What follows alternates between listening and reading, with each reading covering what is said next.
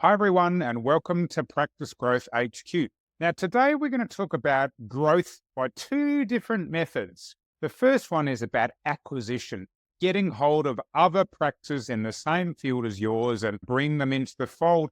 And the second part is something we've never spoken about on Practice Growth HQ, which is about retention strategies. And in particular, if you've got associates, getting them into the business. And the perfect person to do this is my guest today, Joanna Oakey. Now, Joanna is the Managing Director of Aspects Legal. She's a skilled commercial lawyer, and the fact is she's got a terrific podcast. I listen to it myself. It's called The Deal Room, and if you somehow want to build up your entrepreneurial skills, then it's definitely one to listen to. But anyway, she's got experience as a director in various industries. She understands how to manage business risks, both from legal and commercial viewpoints, all the way from the Northern Beaches in Sydney. Welcome, Joanna. Thanks, Angus. Thanks so much for having me. All right. I look as a one podcaster interviewing another podcaster. This is going to be an interesting conversation. I know, it feels different to sit on this side of the microphone. Let me try not to go and take control. You lead us, Angus. Yeah, no, I've done both sides. Actually, I enjoy both, so I won't lie. All right, Joanna, we like to start with the fast five, quicker questions and quicker answers so the audience can know you quickly.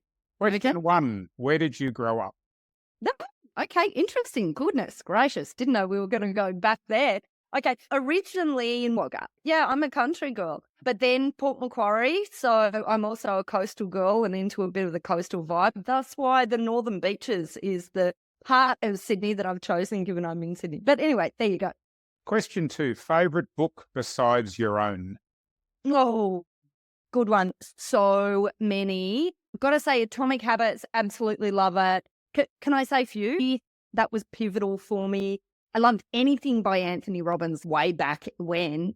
And the one I'm reading right now that I highly recommend, Simon Sinek, Eat As Eat Last. Anyway, there you go. Yeah, that's good. The fact is I've got a business group for some young people in my area, and we are going through Atomic Habits together at the moment. Oh. All right, question three. What's one of your superpowers? Oh, I have no idea. I don't know. That's an interesting question. I don't think about that. People you work with, it's the sort of thing look, your reaction right now is not unusual. We've had this on the podcast before. I'll say this, it's the things that you find pretty easy and other people go like, how do you do that? And you go, what? You know, like for you, it's nothing, but for them, they're amazed. Do you know what? It's actually understanding people. I love human psychology and it's all about, for me, finding the win, but the only way you can do that is to really deeply understand and empathize with people. Yeah, no, that's a good one. I don't think we've heard that one before, so that's great. Question four, Joanna, something you wish your 20-year-old self knew. Oh, God, I don't know. These are hard. Yeah, you're on the right track. I think all of us speaking to our younger selves, life is exactly the way it's meant to be. Keep going. Okay, good one. All right, and finally, question five, a nice, easy one, something you're grateful for. Grateful for so much, Angus. This is hard. My family and the joy of running a business. I'm grateful for that every day.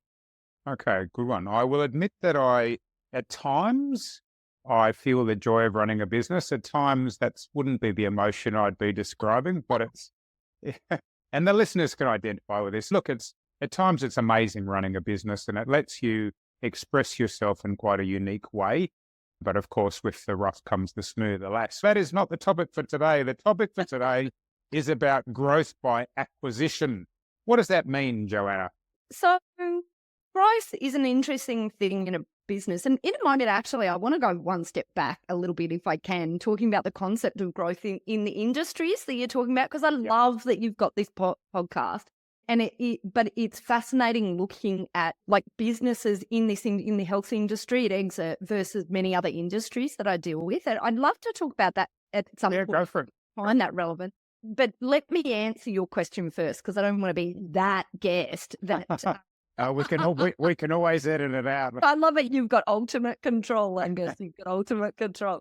So growth through acquisition, usually businesses, when they're talking about growth, like it's very linear. You're talking about organic growth, whether that is, and even when I'm talking about organic growth, I am still talking about paid, whether it's paid marketing or whatever. I still see that as organic growth. You're building the business by this organic means. But acquisitions are the opportunity to absolutely ignite the speed of growth. And there's something that large businesses totally get. You look at, if you read the Australian Financial Review, there's a whole section devoted to the merger and acquisition activity of larger businesses, and they have whole divisions set aside for this. They know that's what grows value. But SMEs have missed this opportunity. They miss this message of the opportunity in the market for growth through acquisition. And growth through acquisition is not for the faint-hearted. And one of the things that I think is really interesting in the health industry, as opposed to many other industries that I work in, is that quite often your business owner, and if you've listened to that or read the E-Myth and you read about the technician and all of these sort of different manager and then entrepreneur, these sort of different components of looking at and running a business, or the growth up to running a business. So many owners that I see in health businesses, more than any other, still really heavily routed or grounded in the technician sort of phase. And I think it's partly because there has been so much time and education focused on that skill set, that technical skill set, whether that's the dental or medicine or whatever. It's very hard, and you have to be technically good in order to deliver the right product. But that also becomes a barrier to business viewing your practice, whatever it is in the health space, as a business. And that barrier is greater in health than any other industries that I've seen. And I work in a lot of them, but I do a lot of work in health. And I feel that's a barrier for practice owners. But it depends. It depends what you want from your practice, right? Because lots of practice owners I speak to are driven by providing really good quality services, providing health outcomes that are amazing. And that's the thing that keeps them going. And they just want to work forever because they love that. But you know what? If that's you, no worries. Like, whatever, do what makes you work. But probably if you're listening to this podcast, maybe you're interested in growth, but you're in a space where growth actually is harder than many other industries as well. But I must say there is one sub-segment of the health industry that actually does better than I see in all the other segments, which is interesting. And I don't know if you have a veterinary practice following here, but when I look at the multiples of different sort of... When they sell. So when they sell, ultimately, to a third party, usually, veterinary practices seem to really be on fire in comparison to these other medical, dental, allied, in terms of the sort of multiples of profit that they're able to extract out of the sale. So there is something, I think there's a lot to be said for practice owners to really look at their practice with their eyes wide open. What are other people doing? And it's hard to compare a health practice to something like manufacturing or even professional services. You should be looking at all those sectors to keep getting ideas, but frameworks, there's opportunity even within your health space, but you've just got to look at, I think it's about not being narrow, not saying if I'm a dental practice, what are other dentists doing? That's too narrow. Yeah. You go say, I'm a dentist. What are veterinary practices doing? What are these other businesses? Indeed, we are looking at our very narrow industry and saying, what are other healthcare professionals doing? Indeed, we have had vets and physios and psychologists, et cetera, on the show. So that's great.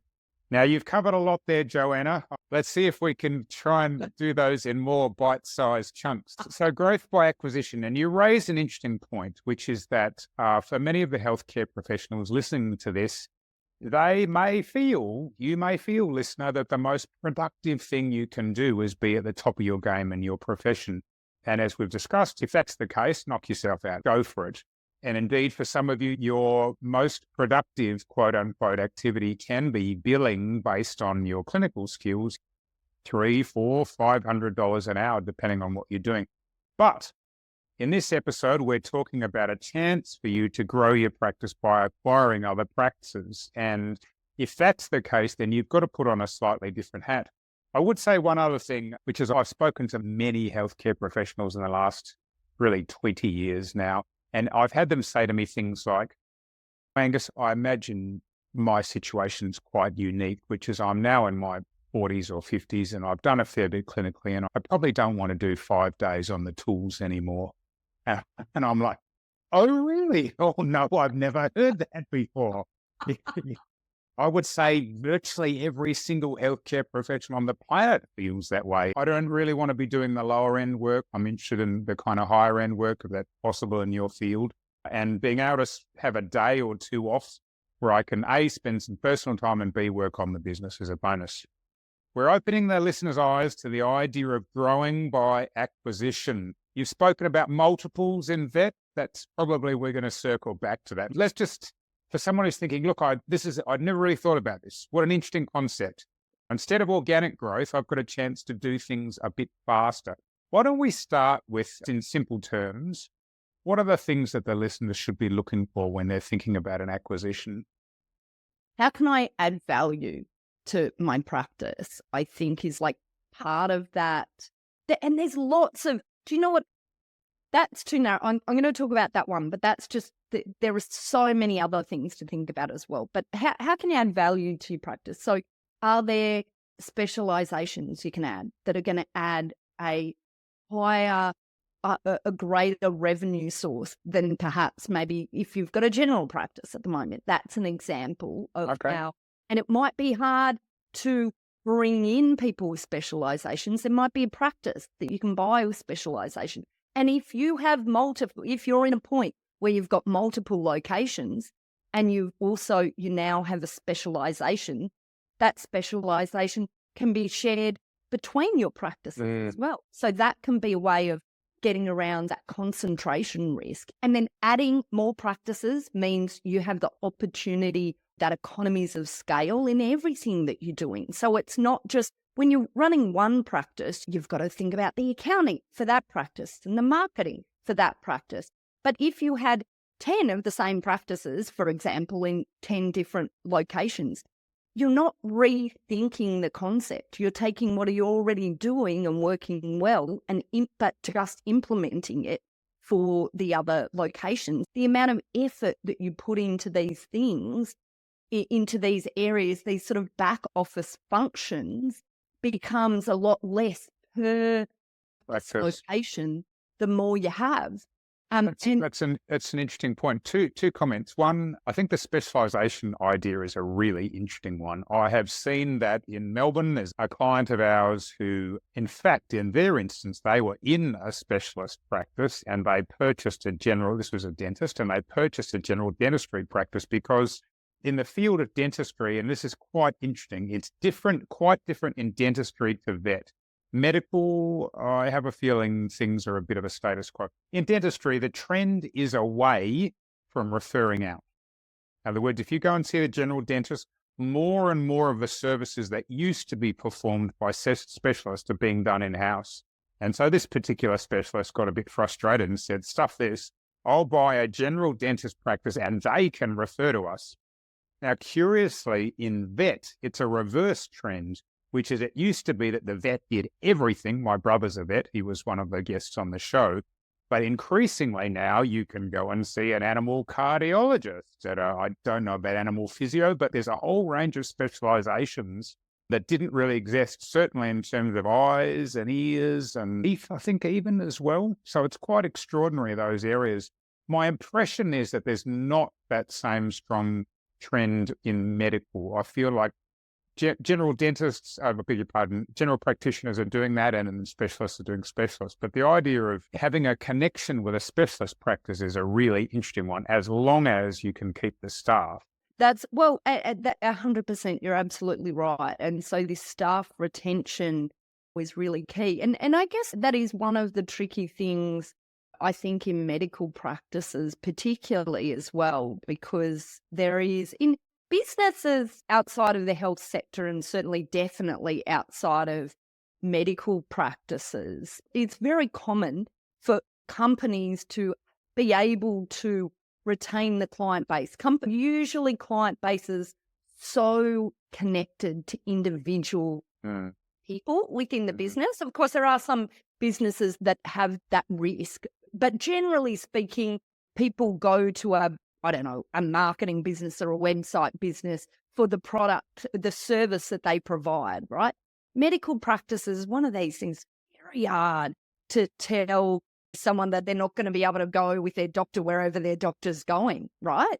And so these are examples of how this industry or health-related industries can be very different to other industries in relation to what is actually commercially practical for an organization in how they balance some of the risks that sit for the leakage of value, because we all know customers are where value sits in a business. Maybe there's the opportunity to think more broadly, and this is not just legal, but I just can't help but go there. This is where you need to think more broadly about what creates sticky customers, as well as, or clients, what patients, whatever we're calling them, but as well as that concept of employee retention, which we touched on earlier. So I just want to stick with the acquisition for a second, and then we'll cover this retention strategy. All right. You've got my attention. I think it's an interesting idea. I hear you about some economies of scale. Like, I don't have to get a new admin person. There'd be a number of things I could do centrally, perhaps, and cover a few practice. What should I be looking for in a practice that I'm thinking about acquiring? Yeah. Any business, you're looking at what is the value in that business? How will that value transfer to me?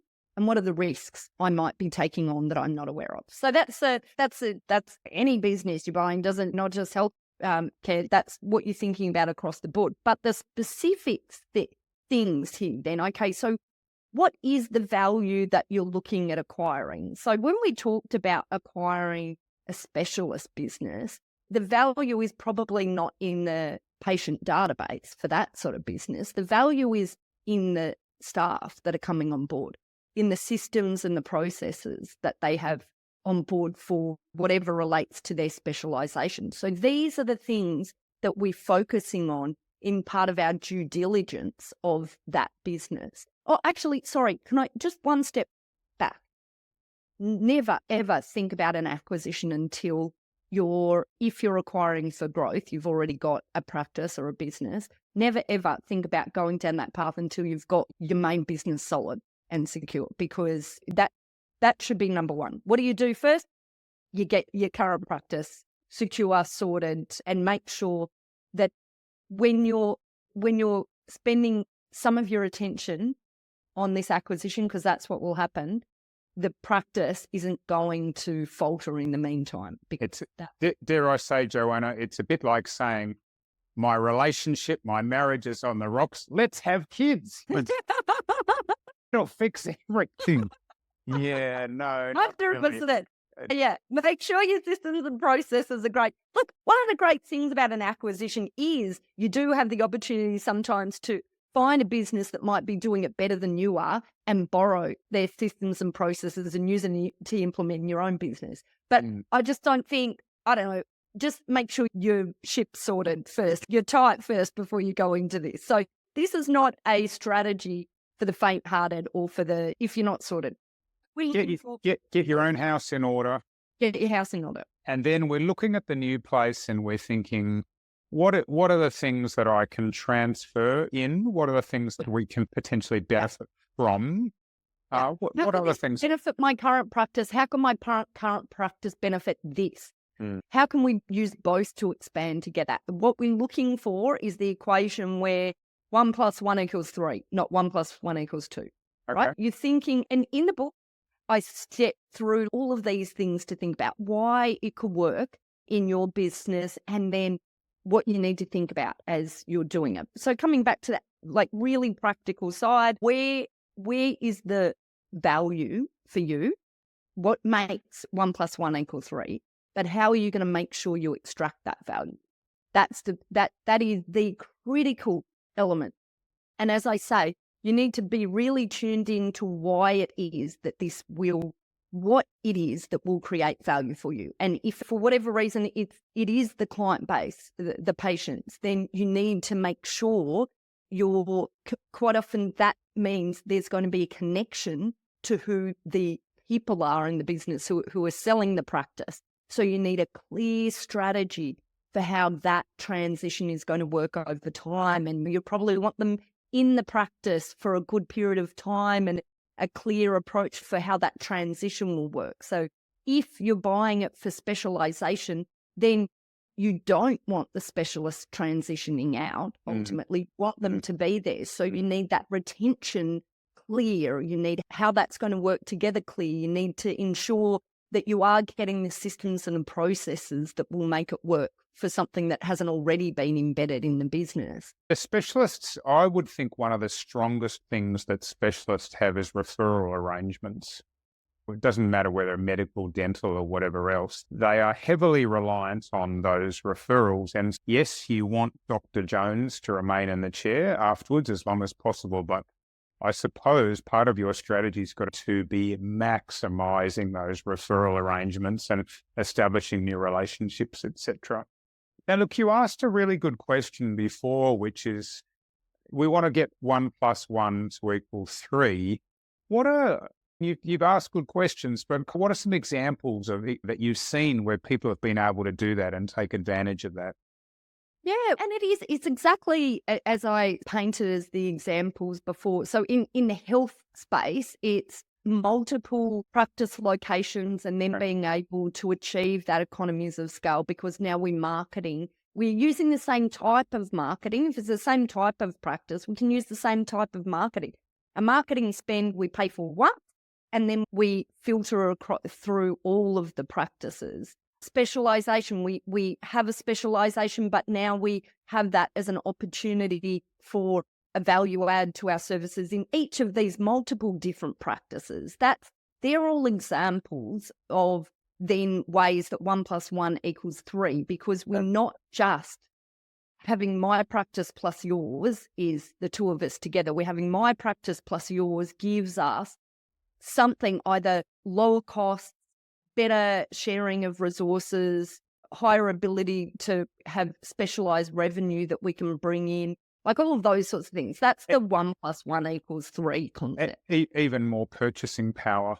Power. Is potential as well when let's say you've got a relatively small practice. If you add with a bigger one, I used to work in industry servicing various healthcare practices, and like it or not, listeners, your reps, they're attuned to the kind of amount of your products that you're using, and you've got every potential for getting better deals when you're bigger. That is just a commercial reality. Sorry, can I just have one more point in there? The other way that 1 + 1 can = 3 is also, if you're looking at an ultimate exit, essentially buyers, you'll be more attractive to buyers who will pay a higher multiple the larger you are.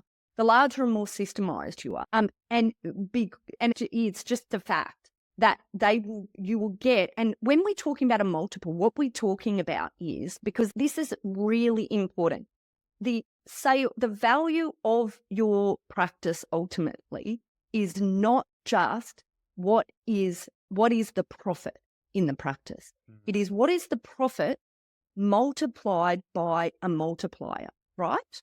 And that multiplier could range, I've seen in the health sector, that multiplier anywhere from like 0.7 times, so less than $1 for every dollar of profit, up to 10.5 times. Wow. Now, that is a big difference, right? We'd all agree that's a huge difference. So you're making $1 in profit. You can either sell it for 70 cents or you can sell it for $10.50. Yeah. Right? Yeah. So when you are making these decisions about increasing the practice size, not only are you potentially increasing the profits because you've been able to get economies of scale, better purchasing power, all of those things that we've already talked about, you're also increasing the multiple, so the multiplier of that profit. So you see, actually, now we're talking about 1 + 1 = 5. Yeah. It's interesting you say that. Look, and this is where it can be so helpful, listeners, to be looking outside our industry a little bit. I've learned that depending on the industry you're in, the small business that you're selling, yes, you may end up with a lower multiple. Basically, the smaller the business is, the more perceived risk there is. And so therefore, the new buyer goes, if Angus and Joanna sell their healthcare practice, at some point they're going to leave, even if we've got a contract for them to work for us for another year or two. And so therefore the perceived risk is higher. But when Angus and Joanna have got 10 practices together, then it's not nearly as dependent on them.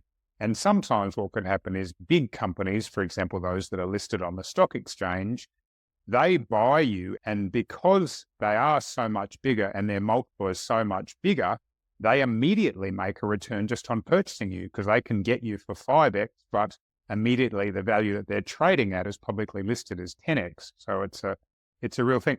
Now, Joanna, you've been around for a while. I'm not in any way commenting on your age, but I just know you've seen lots of mistakes in the acquisition space. Yeah. Of course, none of the ones that you've been involved with, but you've seen them in the past. Can you give us maybe your top 3 things for the listeners to look out for, kind of warning?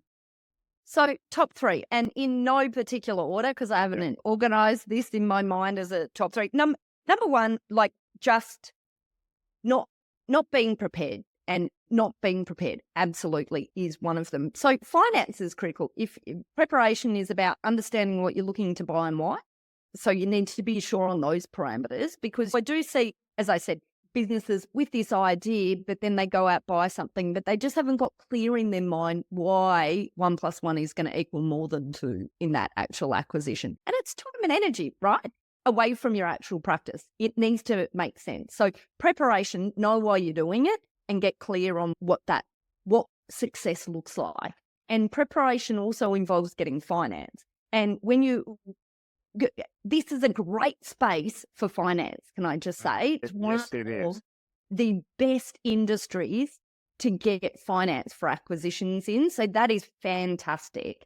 But there are some things that financiers will find important. Now, for example, if you're buying a practice where premises are important, location is important because you're used to foot traffic coming in or whatever, it might be a requirement of the financier that there is some sort of security of tenure, security of lease.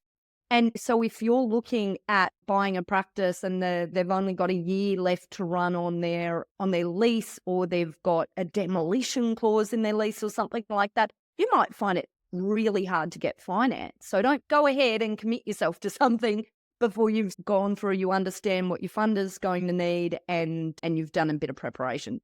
So that's the first one. Lack of preparation is the thing.